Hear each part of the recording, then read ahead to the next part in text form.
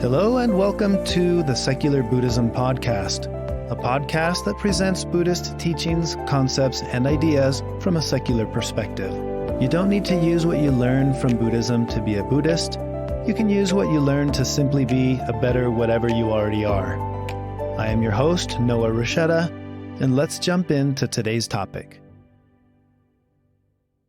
The podcast episode I want to share today is not one of the ordinary podcasts where I record my thoughts around a specific topic. This is a podcast that I recorded as an interview on another podcast called 10,000 Heroes. And the host of that podcast, Anchor, invited me to be on the podcast to talk about Buddhism and a little bit about my story and how I encountered Buddhism. So you'll get a little bit of that background story in this podcast episode, but I wanted to share the raw audio directly from their podcast to introduce you to their podcast. The 10,000 Heroes, on their website, it says it's a show about purpose where they interview people that they admire about their journey with purpose, which is a journey that we're all on, whether we like it or not, or acknowledge it or not. And then they share their insights, tools, and struggles with the podcast listeners. So the 10,000 Heroes provides inspiration, intimacy, and maybe even a little bit of guidance as to what it means to live a truly purposeful life and how we can each get there in our own unique way. You can find the 10,000 Hero podcast on any of your favorite podcast apps by searching for 10,000 Heroes. I'm excited to share the audio from the interview that I did on that podcast. And real quick, before jumping into that, I do want to, by way of announcement, let you know that some of you may know I've done some treks in the past to Nepal. Originally, I was doing humanitarian trips, and if you follow the podcast, you'll know that I've transitioned over to doing mindful trekking, which is a combination of a mindfulness retreat and trekking in the Himalayas. Well, last November, I was able to go do my second trek there with a group of 21 or 22 podcast listeners. It was a really neat experience, and I decided I for sure want to do it again. But this time, I'm going to do the highest trek of all there, the kind of the big one, the trek to Everest Base Camp. I got to visit Everest Base Camp. I was surprisingly speechless with the experience of what it is to be standing at the foothills of the tallest peak on Earth. It was a really, I could almost say, spiritual experience. And I knew I had to go back. I wanted to go back and trek all the way there. So if you are interested in doing something like that, I do have a few spots left for November 2023. You can read all the details on secularbuddhism.com/Nepal, or you can visit mindfultrekking.com. Both of those will go to the same place and show you the details. The gist of it is it's a 16-day trek in November, and we will be flying helicopters from Kathmandu to Lukla, trekking from Lukla all the way to Everest Base Camp, and then helicopter back from there to Kathmandu. It will be a combination of a mindfulness retreat and trekking adventure, because I think those are two really fun things to combine. And it will also include the new course that I'm launching, the Inner Peace Roadmap, as a course that we'll do together, the trekking group only, in a personalized format in the months leading up to the trek. So if that's something that sounds appealing or interesting to you, you can get all the details, like I said, on secularbuddhism.com/Nepal or mindfultrekking.com. And if you have questions, reach out to me there. There's a form on there.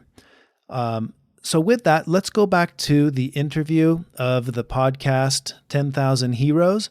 I hope this interview gives you a little bit more of the backstory of my journey into Buddhism and some of the things that I find to be useful and interesting with practicing Buddhism as a philosophy of life and as a way of living everyday life. So with that, let's jump back into the interview for this podcast episode.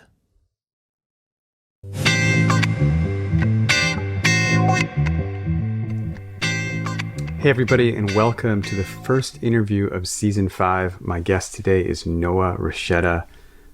This was a fantastic interview for me because Noah, in a sense, is a role model. He's really a hero. He has this podcast called Secular Buddhism. He's really steady. He's really gentle. And he's provided for, I think, 7 years, all of these really practical short episodes on how people can improve their experience of life from this lens of secular Buddhism. So I really admire that. And I mean, he's grown quite an audience through being just incredibly real and authentic and passionate. So clearly that's something that someone in my position admires. But also, I love the fact, and this comes out in the interview, that he used to be a missionary, I think a Mormon missionary. And his perspective now, as a guy who's expounding on secular Buddhism, clearly like a very different ideological and philosophical framework than being a Mormon missionary, he's just so gentle with his former self and so loving and so kind, so compassionate. And there's just so much for me, and I think for all of us, to learn about how we relate to others and how we relate to our current and former selves through that. So there's a lot more in the episode. I'm really excited to bring it to you. Welcome to season 5. Welcome to 2023, and enjoy. Before we begin this episode, I want to put in a quick word from our sponsor, me. We got the name for this podcast from the mission of Momentum Lab, our coaching program. We are both incubating the next generation of heroes and the next step in the evolution of consciousness. If you listen to the show, you're already a part of that process. Thank you. So if you haven't already, sign up for the newsletter to get insights, tools, and inspiration on living a purposeful, visionary, and impactful life. And if it ever dawns on you that that's easier to do with a community of excellence urging you on, that it can make the difference in you achieving your personal goals, check out Momentum Lab. Okay, back to the show.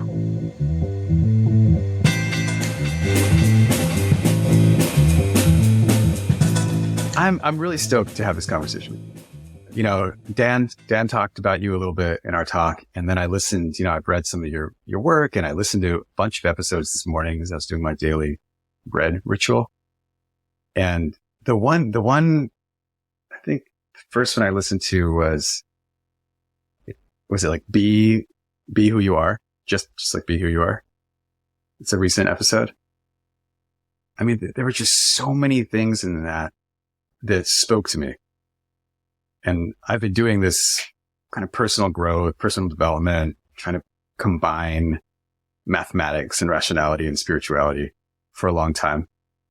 But a lot of what the voice in my head has been like, you have this potential. You need to live up to it. You have to keep doing things. It was exactly what you were saying. It was not like a helpful or effective voice in your head. And I was like, God, it's so true.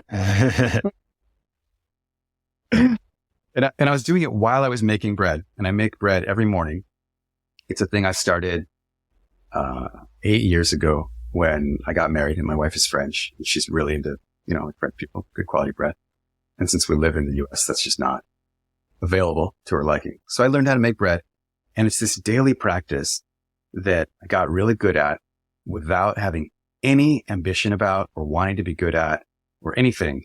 And it's the exact opposite of my meditation practice, where I've been like trying so hard for so many years, and I still feel like a total failure and it doesn't bring me a lot of joy. And the bread thing is just like an infinite fountain of joy with no expectations. And it was like a real lesson, like a concrete lesson of what you were saying as I was listening to you. It's like, damn.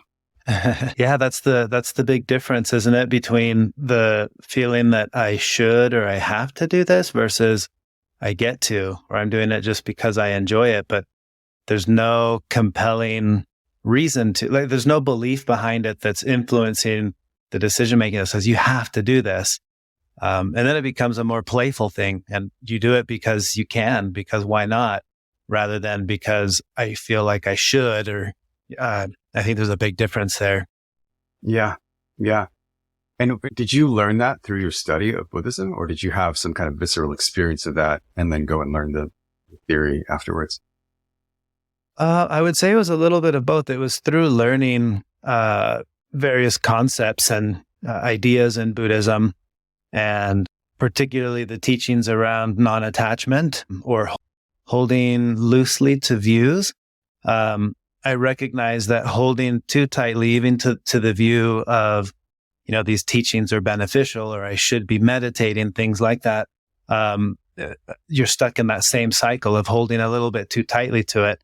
It was like, well, why do I want to meditate? And when that transition to not because I feel like I should, but because why not? If I enjoy going out for a walk, then I go out and I enjoy the walk, but not because I feel I have to be out there walking.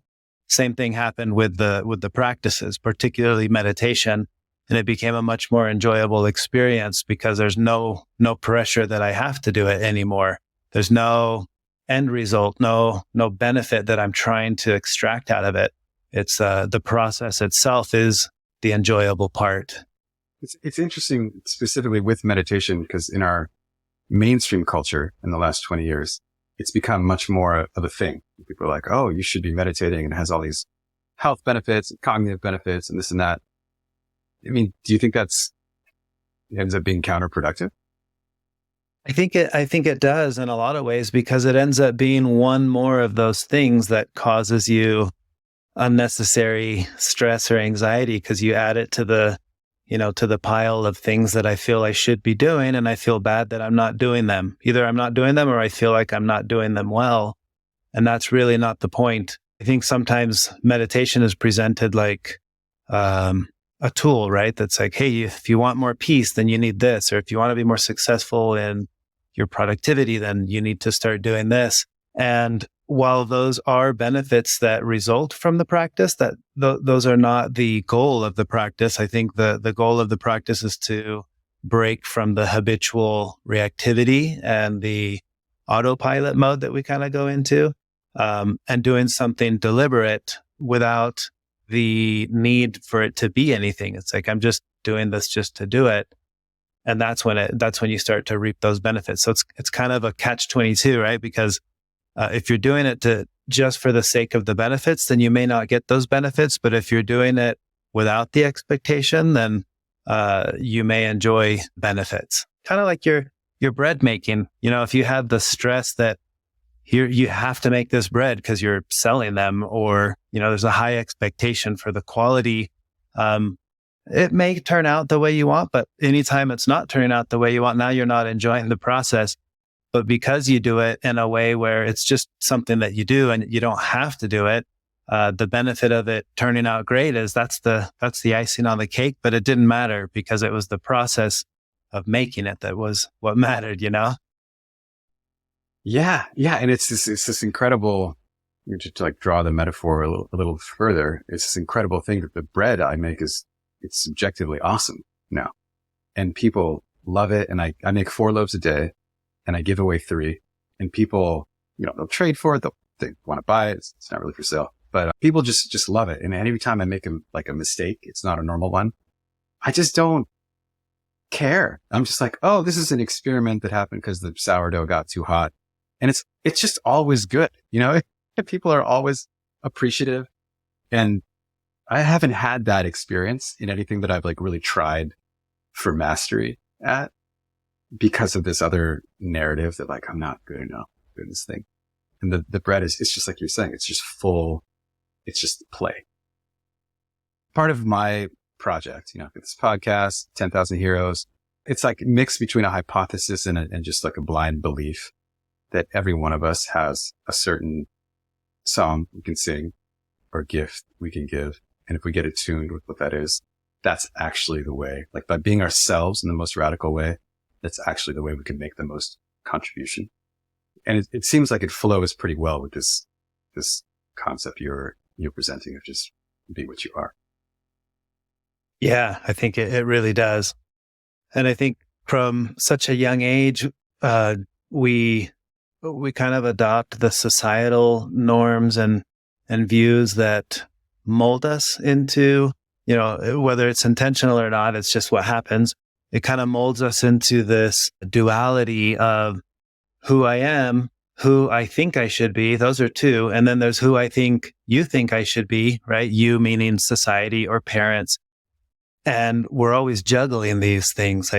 And I don't think we spend a whole lot of time just trying to get comfortable in our own skin, because we're always caught in the narratives that we have of who we think we should be or who we think others think we should be. And sometimes that's where we spend most of our lives, is fulfilling that role, trying to make sure that narrative is satisfied. But when we do get the chance to go back to the very first one, right? Just who am I? And just have full permission to just be me and to get comfortable in my own skin. I think there's a real sense of peace and contentment that arises from being able to do that. Yeah. It brings up for me, recently I did this healing retreat in Brazil, and it was very challenging. It was kind of like a meditation retreat, but I became aware of a lot of like self-judgment and self-violence that I didn't know I had. And I was like, dude, I'm supposed to be like the Bob Marley guy. How do I have all this self-criticism? And then it's like, wow, I need much more healing than I thought I did. And I've never even had like really bad negative experiences. I'm very privileged, blessed, fun, easy life. And it's just like, okay, if I need all this healing, it's probably like a lot of people need a lot of healing. Do you have a sense of this be what you are, be who you are perspective? Is that just our culture, or is that just how the humans end up raising their kids? That's a good question. I feel like that is a universal thing. I think in all cultures, you kind of encounter this. We can't help it, right? You're raised in a culture where you adopt conditioning, is what the Buddhist expression would be, the conditioning of your culture. An example of this would be words, right? Here we are communicating in English. So all of the experiences that we have of feelings and emotions and moods, we define them based on the words that we have. Thanks to the word, I can say I'm feeling happy. And we both kind of know what that means if I say happy, or if I say sad, or if I say whatever the word is. But we're kind of boxed in by the meaning that we have of those words. So that happens with language, but it also happens with just general cultural norms. And I've noticed this just I'm half Mexican, and I spent my formative years growing up in Mexico, and I kind of have both cultures, both languages.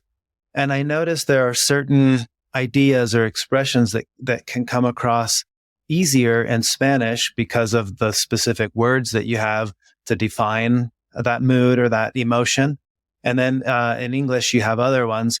And I've noticed there's almost like the personality and the humor that I have when I'm in Spanish mode and I'm in Mexico, versus the humor and the personality that kind of comes in from my English mode when I'm in the US.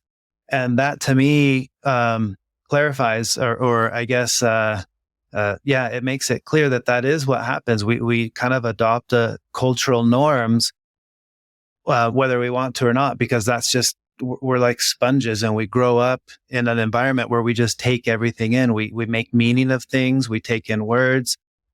We assign meanings to the experiences that we're having, and we define it all within the context of what the words that we have in our mind. And every culture is slightly different. So yeah, I do think that in general, all of us will be defined to a great extent by the culture where we grew up. Not only the culture of that society, but our particular family culture, influenced by worldviews. You know, if your family has a specific worldview or a religion it adheres to, we end up kind of being shaped and defined by that. So yeah, I think that it's a universal thing. We're all kind of just molded, so to speak, into the person that we adopt through these societal norms and views, or at least how we think we should be, that kind of fits the mold of where we grew up. Mm-hmm. Mm-hmm. And do you have a sense that, I mean, my thought was always that the teachers, like the Jesus, Krishna, Buddha type characters that keep coming to us, thankfully, and sharing some knowledge, that the whole point was to like move us beyond that a little bit so we could like raise our kids without giving them that whole trip about you're supposed to be someone different than who you are. Do you have a sense that that's the goal that you're helping contribute to? Or do you think this is just how it's going to be and there's always going to be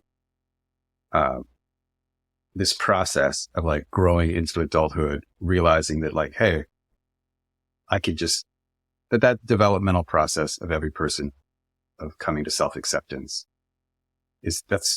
we're just going to start. Do you see what I'm saying? That we're going to start out, we're going to be kids, and then we're going to have this whole trip of like, oh, I'm not supposed to be who I am. And then we're going to learn that, oh, it's fine. Or do you think we can move past that dip?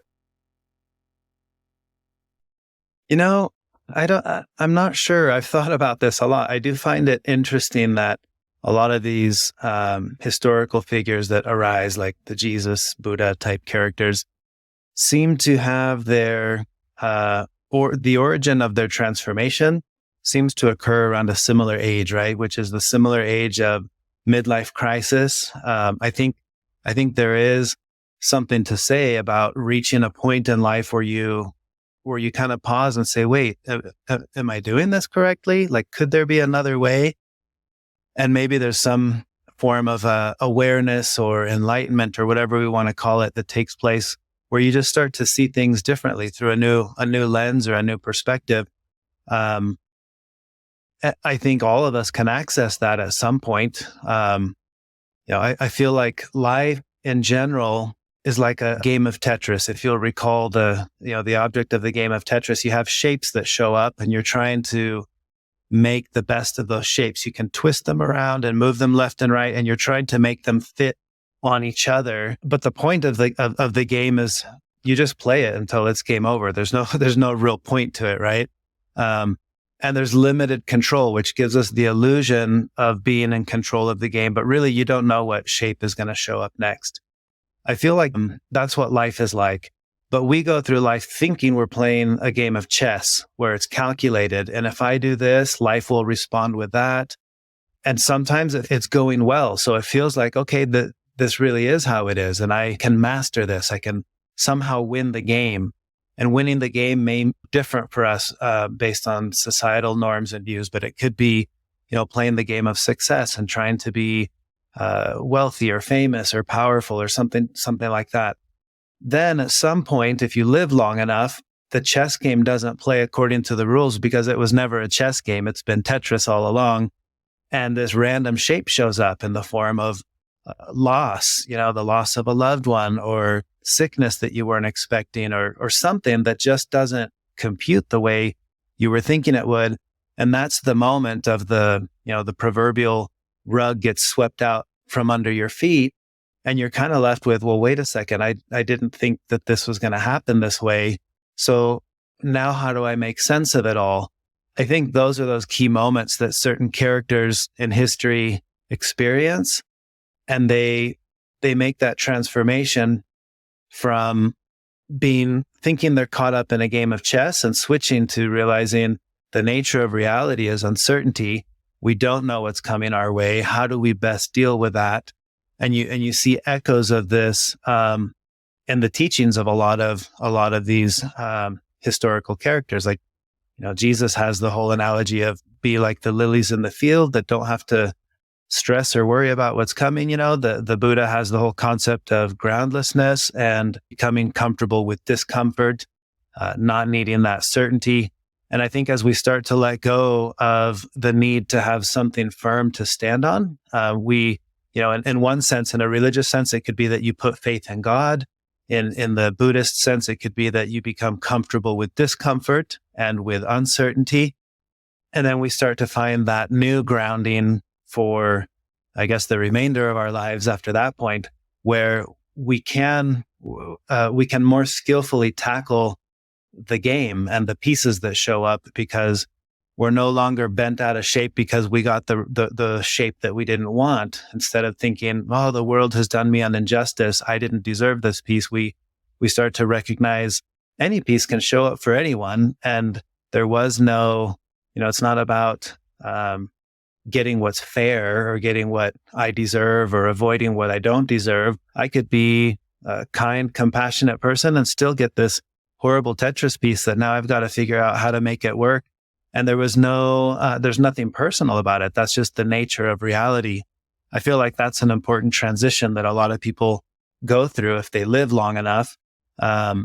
That realization that that's how life is. It's like a game of Tetris, and it's not so much like the game of chess that we thought we were playing.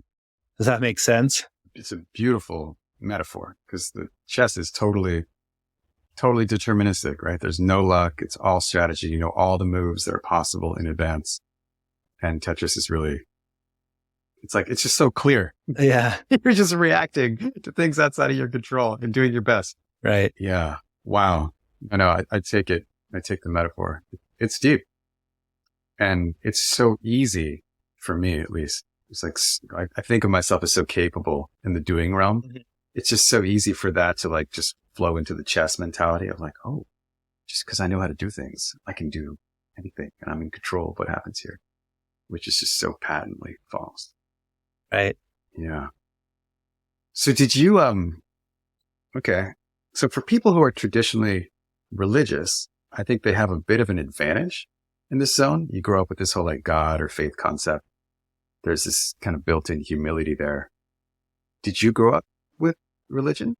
I did. Yes, I grew up in a religious household and had a very religious life, I'd say, all the way through my adulthood. I spent my formative years in middle school and high school. I would attend seminary and institute classes, like an hour each day, studying religion as part of my almost like in conjunction with school.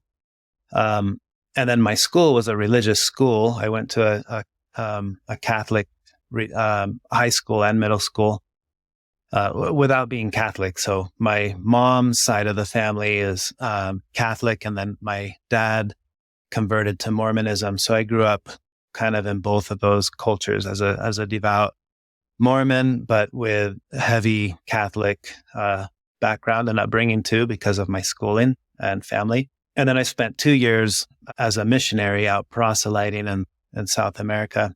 So yeah, I definitely had a very strong religious upbringing, but I went through in my early adult years in my 30s, I think it was, my early 30s, through a deconstruction of my beliefs and what some people would define as a crisis of faith. And so the way that I understood reality to be is not working. That's not how it's actually presenting itself. And as I wrestled with reconciling that, I encountered this notion in Buddhism, of uncertainty and groundlessness. It's a concept called groundlessness. But essentially what happened to me was I was always fixated on answers. Life, I think we go through life and we kind of have these deep existential, if we want to call them, questions that just linger. Like, why are we here? Who am I? What is the meaning of all of this? Or what happens when we die? And I had the answers to all of these existential questions through my belief system. But like I said, when they don't match, when they suddenly, for whatever reason, don't make sense to you anymore, you try to grasp at some other answer that might give me a sense of this makes sense again. So that's what I did. I kind of went into seeking mode, seeking specifically other answers that might work better for me. And as I was going through that process, I encountered Buddhism, and Buddhism doesn't really have answers to any of those existential questions. Well, let's look at the question itself. Where does this question come from? Why do I feel the need to know? And that shift, it was a radical shift in my way of thinking. I was always so focused on the answers. And here I was being told, well, forget the answer for a moment. Let's focus on the question, because the question actually matters more than the answer, And when we sit with the question long enough, understanding of the question and where the question comes from and why I feel the need to know, when I can become comfortable with the uncertainty of questions like that are unanswerable questions, then my comfort anchored from having an answer to feeling okay with understanding the question and not needing an answer. Technical issues, bad audio. Now a little transition. I love talking about this kind of stuff. It's something that brings me a lot of joy, and I feel like it ends up usually being really beneficial for others to hear some of these concepts and ideas that they had never thought about. That's how it was for me. It was encountering a way of thinking that had never occurred to me before. And it gave me a sense of peace because, like I said, I was so focused for so long on having answers, and that when the answer is, when I have the answer to a point where it's satisfactory to me, that's when I will have peace. So what I strive to have is the answer. And this was a big shift to say, well, let's just sit with the questions long enough to where that same sense of peace may come from understanding the question and not feeling the need to have an answer. And then that is a deeper sense of peace because, like I said before, it can't be shaken. It's a sense of peace that comes from being content with not knowing, being content with not having answers. And rather than thinking, I'll be okay once I finally get the answer to this. There's a Zen story. Zen is a form of Buddhism that's pretty known for having like riddles and stories and what they call koans. And these are meant to be stories or riddles that baffle you. And again, with the idea that if you approach this with the thought of, if I can make sense of things, that's when I'll be okay. Zen is saying, when you become comfortable with understanding that you can't make sense of things, that's when you'll be okay.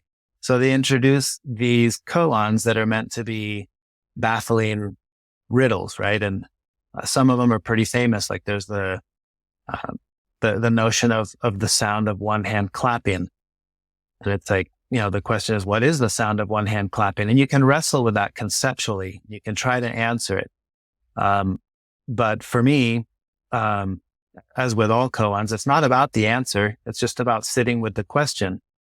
And ultimately, like, well, why do I even need to know the sound of one hand clapping? It's whatever it is. That's what it is. But I don't have to define it and say, it's this, and then give you the answer. So with this approach, with the notion of koans, the notion of questions versus answers, I feel like life, in a way, is the koan. It's the riddle. And trying to make sense of life, that's the riddle that we're always trying to answer. And it's something that you can't really answer. You don't make sense of it, but you experience it because here we are, we're living.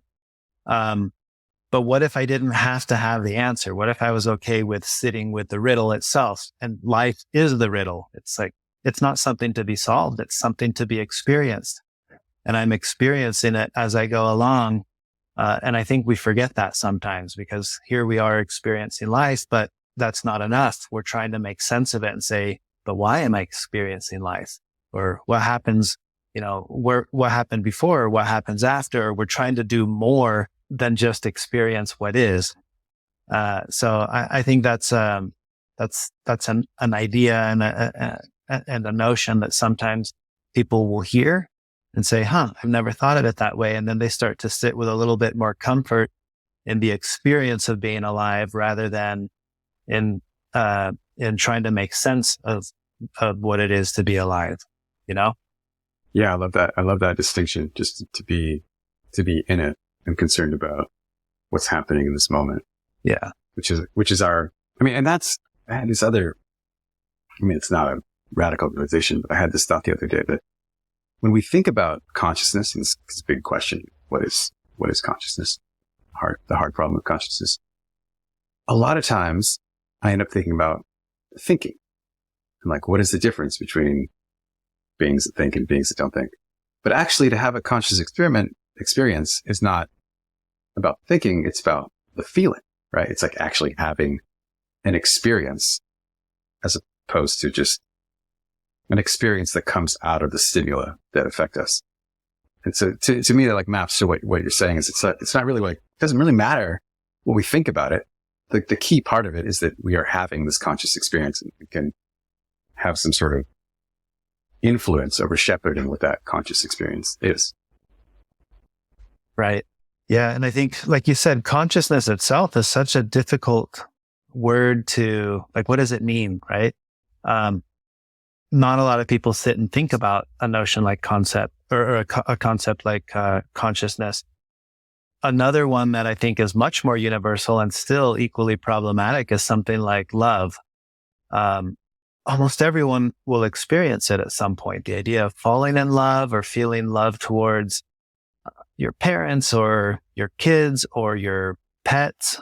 How do you define it though? I think a lot of people, if they really had to sit and define it, would really struggle because it's like, well, I don't know exactly how I define it. But most people would say, but I know what it feels like. I've experienced it. And I think this is similar to that. It's like, maybe the problem is trying to define it. Maybe the right way to approach it is I don't have to define it. I just have to experience it. Or I don't have to, but I get to experience it. And I think, fortunately for me, love is one of those that I could certainly say I have experienced it. I do experience it, but it would get a little problematic if I had to write it down and actually define it. Consciousness is similar. It's like, I don't know exactly how I define it, but I can tell you I have multiple instances where I really feel like I'm feeling what it is to be alive. I don't know what that's called, but I'm feeling it. And I think anyone could, if we approach it that way, then I feel like it's a lot more bonding, to like, man, you know what it is to be alive. You know what it is to feel, to have strong feelings of loss or pain or sadness, intense feelings of joy, happiness, contentment. But as soon as we start to delineate and say, well, let's put the line here. Where did this become this? Then we start comparing and I don't know if he's experienced love because that's not how I experienced love. But if we don't define it, we allow it to be, we both know what it is to feel and to be alive. And I think that's a more healthy approach to it, don't you think? Yeah. I mean, it's, I guess inclusive is a word that comes to mind. Yeah. There's also this room for the mystery of it. Right. Like I could feel it in different ways. Yeah. Consciousness, love. The other thing that comes to mind when you're saying that is, purpose. This podcast is a lot about purpose. So rather than trying to define it, I'll just ask you, have you felt times in your life where you're what I would call living in your purpose and felt times where you were not? You recognize those feelings? Yes, I would definitely say there have been times in my life where I felt like I was living in my sense of purpose. To be honest, I felt this when I was a missionary for my church, that like, this is the point. This is the whole reason that I'm here, is to spread this message. And then later I felt like, oh no, that wasn't the purpose. And then I've since shifted back to, the purpose is all of it. Like it's what it is. And now I feel it again, not because I'm doing something specific or sharing a certain message. I feel like I'm fulfilling the purpose of just, if the purpose for me, this is what I think for me, what it feels like is the purpose was to just be here and to experience this, that like there is no purpose. The purpose is for me is to realize there is no purpose. And now what am I going to do with life? And I feel like that's where I am. Like I'm trying to live the life of purposeless purpose, to give you a Buddhist answer to that. Purposeless purpose for me would feel like, it's like a post-purpose purpose. Yes. And it feels like that. I feel like that is where I am. And that would be whether I'm doing this or whether I'm doing something else or whether I'm not doing anything, I would still feel like I'm in that space of purposeless purpose, and enjoying it, observing mostly, to be honest, just observing the experience of being alive and being content with that. It's almost like I feel like I somehow lucked out into this movie theater where I sat down and I'm watching the show of life It's like, oh my gosh, this is the best movie that's ever been made. And now I just get to watch it. I don't have to do anything. Like watching it would be enough. But the fact that I get to interact with the movie as it's unfolding, well, that's just icing on the cake now. But watching it feels like that's enough. That's the show. That's how purpose makes sense for me. Okay. I mean, I think I need your help here because I'm really wanting to project that. I mean, just the fact that you took this call, which you had like there's like no incentive to do really, but like you have you have a message. Like I feel like you must have a kind of vocation, like a kind of call to share the process that you've gone through. So it doesn't seem like to me it would be just all things being equal if you were working at a gas station or carving wooden spoons or doing this podcast about secular Buddhism. There's one of those things you're called to do.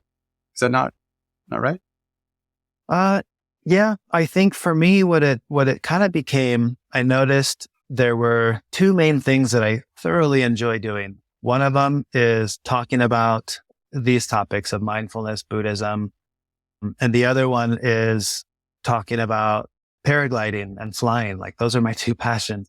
And several years ago, I was at work realizing what if I could kind of position myself to where these are the two things that I get to talk about all the time. And I don't have to do marketing and website development and the things that I was doing for work.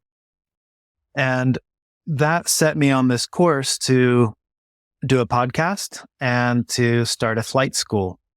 And now those are the two things that I do. Had you contacted me and said, hey, we want to talk to you about paragliding, and I would have been on this call just as eager and excited to talk about paragliding and how you do ridge soaring and finding thermals to stay up in the air. Because it's something I really enjoy. And this is the other one. The benefit of this one that I would say is an added benefit is I think this talking about these concepts can produce profound changes for people in their life if they are looking for these types of concepts. So does paragliding. You know, I'll talk about paragliding, and someone who's dreamt of flying their whole life will hear it and get all inspired and then learn to fly. And they're like, you changed my life for the better because now you taught me to fly. I get that on both sides. And on this side, I think it's a little bit more satisfying to have that sense of giving somebody a new set of tools to deal a little bit more skillfully with the complexity of being alive and all that entails. So yeah, there is a part of it that does feel like there could be kind of a mission to it, but it doesn't feel like preaching to me because I don't think this is for everyone. I think there are people who would probably start listening to our talk today and say, these two wackadoodles, what are they talking about? They're totally wrong. You know, the answer's over here in my rigid worldview. And that would be fine. I would be like, yeah, stay over there. This probably isn't for you. And that's the way I approach paragliding too. If you're terrified of heights, don't come try to learn to fly. Why would you do that to yourself? But it is for someone. And that's how I treat this conversation here. These concepts and ideas of groundlessness and purposeless purpose. Like it's not for everyone, but it is for someone. And just like I happened to come across these notions and ideas and it changed my life, I didn't know that these were concepts that would be beneficial for me, but they were. I like to talk about them because maybe someone listening will say, wow, these concepts are actually, they resonate with the way I try to make sense of life and reality, and it'll be beneficial to them. And that's why I like to talk about them on any platform at any time, because someone might hear it and say, I'm so glad I heard that today. Yeah. Okay. I mean, I think that is a great job of answering the question, and also like justifying this little bit of projection that there is vocation to it. And I think that distinction is really great, that just because you're passionate, or one is passionate and one feels a sense of mission and vocation, doesn't mean that it has to be for everybody. You know, like there's no expectation that people are going to be into it, but there is like a deep desire to contribute in a specific way. Yes, exactly. Yeah. And I really like that you felt this experience. We talked about the experience of consciousness, the experience of love, the experience of purpose. You felt that doing this missionary thing that you would just not do now. But yeah, you can kind of recognize and honor that you felt that the you that was then felt that then. Yes, definitely. You don't have to judge. You don't have to judge it or criticize it Right. from your perspective now. Yeah. And, I've had people from my former worldview from that world that I was in ask me like, well, what do you think about when you were a missionary? Do you feel like you were out there deceiving people or teaching them false things? And I say, well, no. And they're like, but you don't believe any of that stuff anymore. It's like, no, I don't. Well, then why would you be okay with thinking that you were out there teaching all these messages at some point? I said, because the me of then believed that I was doing the right thing and teaching what needed to be taught. The me of now doesn't view it that way, but I don't view those as the same people. That's like the me of now totally honors the me of then. Even though we're worlds apart now in how we understand the world. And I cherish that memory and those experiences and those feelings, even though there's no way I would go out there and do that now or even share those same messages because those messages don't resonate to me. They don't make sense to me. But yeah, I'm at peace with who I was then. Yeah. Yeah. It reminds me of this guy, one of my mentors and friends, this guy Daniel that I lived with in Argentina many years ago, who used to be he was a Catholic priest, and he left the priesthood because whatever, it's a long story, but he fell in love, left the priesthood, but he was really into organic farming, and I was studying organic farming at this place. He was there, and he's like, yeah, he was like, I used to think God is going to save you, and I was so passionate about it, and now I think organic vegetables are going to save you, and I'm so passionate about it, and I have no idea how long it's going to last. It's like tomorrow I'll think something else and I'll do that, and he'll do it with his whole being and his whole heart, and it's just so beautiful. Yeah, transparent. That reminds me. I have a friend named Pamela who taught me this beautiful expression that when you encounter someone who has a very strong belief about something. For example, like if I were to talk to the me of 15 years ago when I was a missionary, that me would be pretty stern with the message of you need to follow this path because no other path is the correct path. Rather than me saying, no, you're wrong, like all paths are good. This expression Pamela taught me is to counter things like that with, I feel strongly about things too, maybe not the same things, but that's what it reminded me with the story you were just saying. It was, whether it's God needs to save you or organic farming is going to save you. I think we can all kind of identify. I sometimes feel strongly about things too. Maybe not the same things as you, but I know that feeling. I tend to think everyone's life would be a little bit better if you got into paragliding and just flew around. But at the same time, I know that that's not true. That would make some people's lives a lot more stressful and scary. But it does so much for me that I think, well, I certainly enjoy it, but I know it's not for everyone. So I frame it in that same framing of, if you tell me what the big thing is that you're passionate about, I could say, well, there are things that I am passionate about too. We can identify our similarity there, even though it's not the same thing that we're passionate about. Yeah. And the underlying desire is really one of giving and contribution. You're like, I found this awesome thing. I really wanted it. I want you to do it because I know it's going to make you happier. Whether or not that's true. That's where it's coming from, right? Yeah. Yeah. So let's see. A couple times today, you mentioned loss.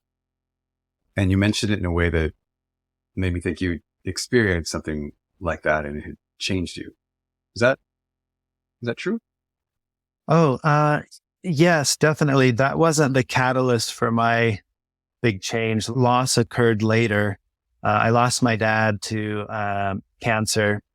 That was a loss that by the time I went through that, I felt much more equipped with understanding my feelings and emotions, because at that point, Buddhism was already well established as a practice for me in my life. But going through that transition of loss, one thing I found interesting, I think prior to that experience, loss produces a very, very strong emotions.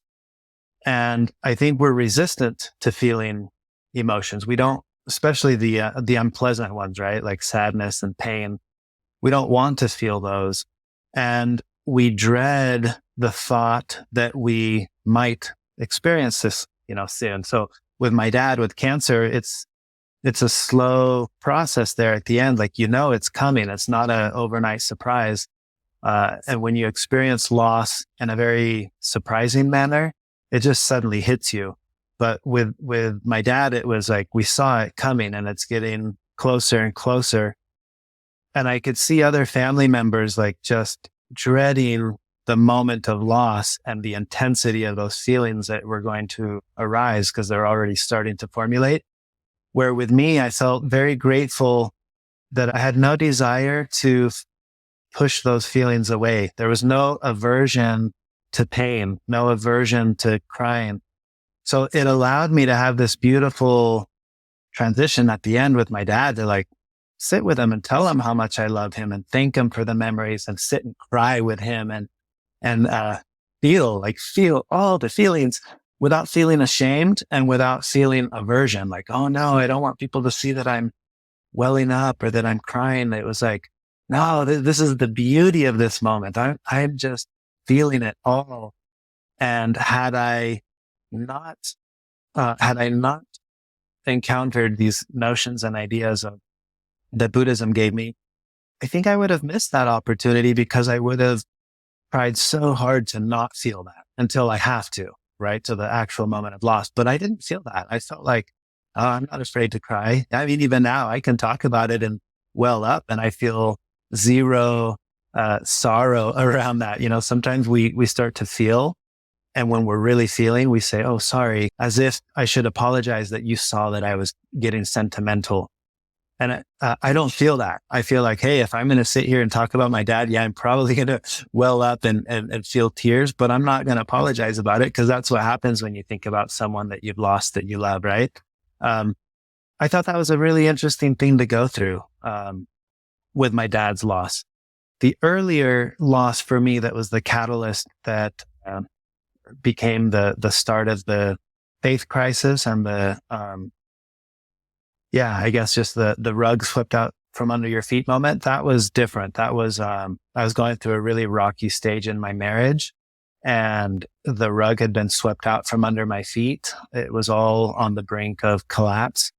And in that period of time, I really decided I needed to dig deep into my faith, my beliefs. Because at the time I thought that is probably the culprit for why the marriage is rocky is I'm not good enough of a believer. If I don't know how to word that, but I'm not a good enough person. So, which is weird because I lived everything textbook, but, I'm trying to reconcile, right? Cause back then you're thinking I'm playing the game of chess. And the way the rules work is that if I'm following these rules and I'm avoiding doing these things on this other list, life should be working out for me. But I'm still finding myself in this rocky place. So I went digging deeper, and the more I went digging, the more I would uncover things that I didn't know. I'm like, I don't know how I feel about this now. Church history, any religion, you go digging into its origins, and you're always gonna. It's always problematic when you look under those covers. That's what was happening with me. So that was the catalyst that led towards finding another way and discovering Buddhism. But like I said, it was years into that where I first encountered like close loss, which was the loss of my dad. Prior to that, I had lost my grandma. I lost a good friend when I was little in elementary school. That was a meaningful experience that I went through that kind of left me always thinking about death. Like, I feel like death is one of those things you kind of try to put it away and not think about it. But because I had a friend in school, like I remember it became a topic that was almost always on my mind. The thought that, oh geez, I could lose any of my friends at any moment, which helped me become a much better friend, because it was always on my mind that I don't know how long I'll have these friends. So I've always been like a good friend because that's in the back of my mind. And I would hate to wake up tomorrow and be like, oh no, that was the last interaction we had. So yeah, those are some of those pivotal moments for me in my own journey. Yeah. Wow. And thank you. Thank you for sharing. And I just love that what you said about the thing that people do about saying sorry when they have emotions, as if it's like, oh, we're supposed to maintain this fiction that we're robots. Yeah. Actually, I accidentally revealed a little bit of my humanity to you. Sorry about that. Yeah. Which those are the moments where I feel connected to people. It's exactly. Like, oh, you're a human. Yes. You know, it's crazy when I was going through that with my dad and then he passed away, I remember very clearly thinking, oh my gosh, everybody at some point has lost someone, is losing someone, or will lose someone. And it's going to feel like this. And I remember thinking, how could we ever not get along with each other? I mean, all I have to do is think, like, if you were to tell me are your parents still around? You still have your parents? So when I talk to someone and I think one day you're going to feel what I felt, that instantly bonds me to where I feel like compassion and kindness for you, because you're going to feel that. And when I talk to someone who has lost their parents, I feel the same thing. I'm like, oh, you know what this is. Now I know what it is. And that moment bonded me to them. And in a way, it bonds me to you, because there's no way around it. We're all going to eventually lose the people that we love. And once you've felt that, I feel like, how could we ever disagree or argue or fight over something? It'd be like deep in the back of my mind, I'd be like, I don't care what it is that where we're at odds over views, political, religious, whatever, because deeper than that is this human experience of loss that we're all going to go through, or some have gone through, are going through, or will go through. And that immediately makes me feel like, now there we connect, because when that day comes and you need like to talk to someone who's been through it, that's where people like me are like, well, I've been through it. Let's talk to it. Or you need a hug, or, all the human things. That to me is really powerful. And what else is there? At the end of the day, those are the things that really matter. Yeah. Wow. It makes me think of, the Buddha story of discovering suffering and death and old age and disease. And this take on it that had never occurred to me before this conversation, that those are the things, the inevitabilities that we just share, all of us. Yeah. And those are actually the things that inextricably link us, that we all have just death and grief waiting on our doorstep. And that's something that instead of ignoring or denying, that we can actually just connect about at any moment, like meeting some random person on the bus, and you can just like, hey, like we both know what we're all info. We're all like subject to disease, and we're going to die of old age, and we're going to be brought to our knees by grief of our friends and our pets and our parents and our kids. And yeah. My family's from India, and there's a strong, I think in most cultures really, but definitely in Indian culture, there's a strong thing of like, when are you going to get married? When are you going to have kids? This whole thing. And I did all of that like relatively late, or maybe 15 years, where my mom was asking that question, or just stopped asking because she was like, "What's never going to happen?" And I remember when I had a kid, I had this sense of incredible understanding and connection with my parents, and then everybody else who's ever had a kid. And it was like, oh, maybe this is actually the deeper spiritual truth of why all these societies want everyone to have all these kids, because they can really, now you can relate. now you just have this passport to acceptance of all these other people, just like being a kid. Not everyone has kids, but everyone is born, right? So whether you know them or not, everyone has parents, and you can relate to that sense of loss. Yeah. One of the things you mentioned that inspired me as I was listening to your podcast this morning was about anger. So we've got into like sadness a little bit. And I've been in this conversation with some of my friends about self-violence because I had a retreat experience a couple of weeks ago. And one of my friends wrote back to me and was like, yeah, I'm really trying to figure out what is useful about anger, or how can I, rather than just denying this emotion, being like, oh, this is bad, I shouldn't feel it. Like, what can I learn? Or what is that word in medicine? Like what are the indications for anger? When is it appropriate? Do you have anything to share about that? I'm reading a book right now called How We Live is How We Die by Pema Chodron.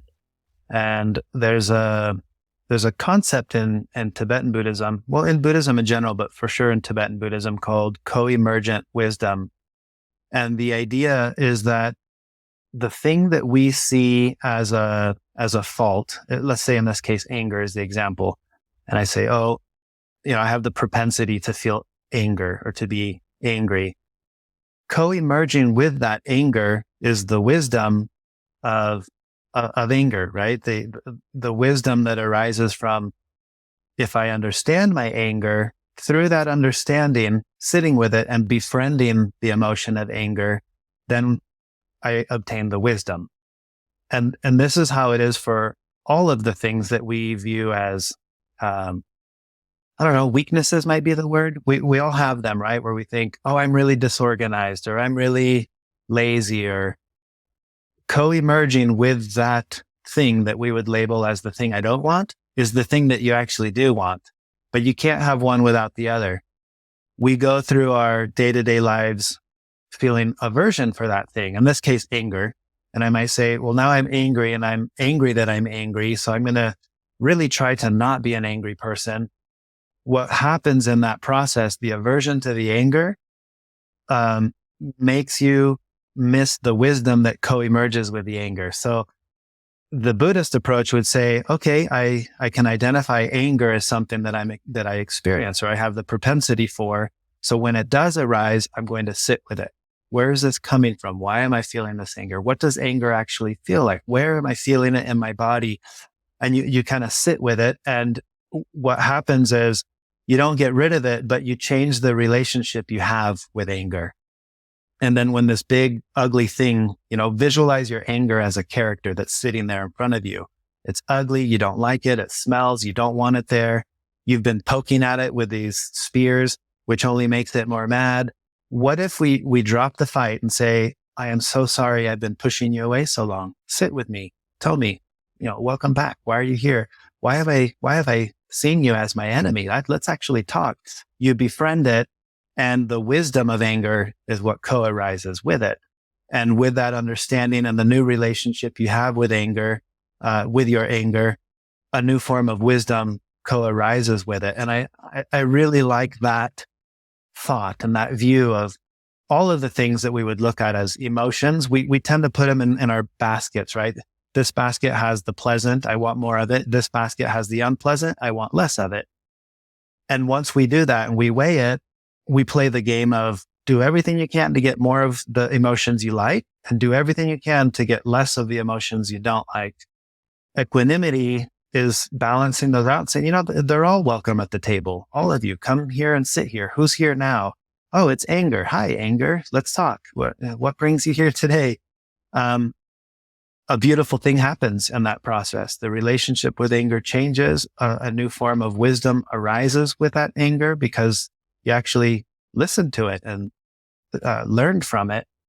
And then the intensity of it when it's there is less because it's not this enemy that's pounding at the gates. It's actually an old friend. It's like, it's still unpleasant, but here, come on in, old friend, And I think there's a lot of wisdom that can be gained when we change that relationship we have with our emotions, especially emotions, strong ones like anger. Yeah. I mean, it's my sense these days that, because I think I was really in that camp for a long time. Like, oh, I'm this guy who's trying to be enlightened. I'm not going to try and have emotions. Doesn't really work that well. And so I've moved to a philosophy of, all right, what is the information here? Like what happened? Like what was the belief I had? What was the action? What was the line that was crossed? like there's some information coming with this anger. And if I can receive that and learn from it, then I'm like I'm drinking the juice of the moment. Yes. Yeah. But thank you so much, Noah. This has been great. I would love to talk to you for hours more. And I just hope, I just hope we could hang out at some point. I've really enjoyed this. Yeah, that would be great. And I'd be happy to do this again. If you want to find another time, we could do this again and chat more.